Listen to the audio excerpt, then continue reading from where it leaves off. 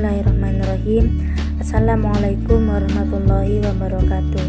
Saya bernama Rafiqah Fitri Kamala dan dengan teman saya yang bernama Devri Khairul Razikin, saya dari kelompok 3 ingin mempresentasikan tentang tingkah sosial mengenai teori Albert Random.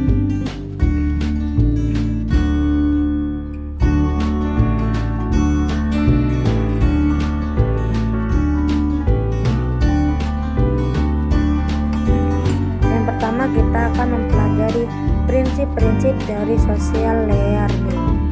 1. Hakikat manusia. Manusia adalah makhluk individu dan makhluk sosial. Sebagai makhluk sosial, manusia senantiasa berhubungan dengan satu sama lain.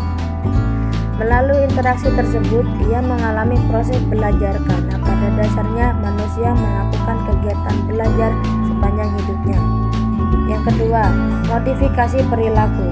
Dalam berinteraksi, individu melakukan pengamatan terhadap individu lain. Belajar dengan pengamatan dinamakan modeling. Dalam modeling, terjadi proses peniruan terdapat model.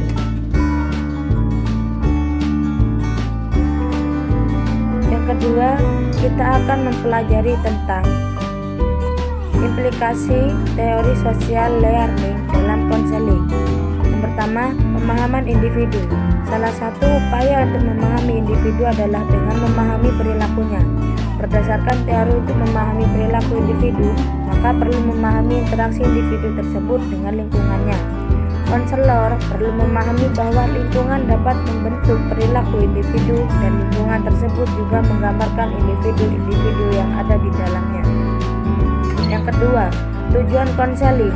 Dalam konseling behavioral mengemukakan 4 langkah khusus yang sebaiknya dilakukan dalam menentukan tujuan konseling dan metode yang digunakan untuk mengubah perilaku, yaitu yang pertama, A. Mendefinisikan permasalahan. B. Mengetahui sejarah sosial dan perkembangannya. C. Menetapkan tujuan konseling secara spesifik. D. Menentukan metode yang digunakan. Dengan demikian, dalam menentukan tujuan konseling perlu melihat klien dengan sungguh-sungguh, sehingga perubahan perilaku yang diharapkan akan tujuan konseling dapat berupa pengembangan atau pembentukan suatu perilaku maupun pengurangan atau penghilangan perilaku tertentu. Yang ketiga yaitu proses konseling. Dalam proses konseling, faktor kehangatan, keterbukaan, penerimaan, atau penghargaan dianggap perlu akan tetapi tidak cukup sebagai kondisi perubahan pengubah perilaku. Untuk itu, dalam proses konseling perlu diciptakan kondisi kemungkinan klien dapat mempelajari perilaku baru, memulai imitasi atau peniruan, terutama yang ditujukan oleh konselor atau anggota kelompok lain dalam konseling kelompok. Yang terakhir, teknik-teknik konseling. Prosedur yang digunakan adalah konseling berhubungan dengan prinsip-prinsip belajar. Prosedur tersebut disusun untuk menambah dan memperkuat perilaku klien atau untuk mengurangi dan menghilangkan perilaku klien tertentu. Hal yang terpenting adalah konseling diagnostik ialah program pengaturan atau manajemen diri untuk klien. Berdasarkan teori social learning, perilaku dapat dimodifikasi oleh interaksi klien dengan lingkungannya.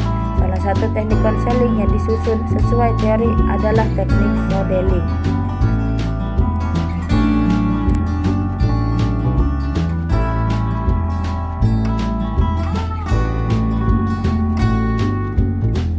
Dalam teknik modeling nampak bahwa perilaku klien terbentuk karena adanya interaksi sosial klien dengan model yang berada dalam lingkungannya, dan perilaku-perilaku yang ingin dibentuk dipahami oleh klien terlebih dahulu sehingga memulai kemampuan atau kognisinya.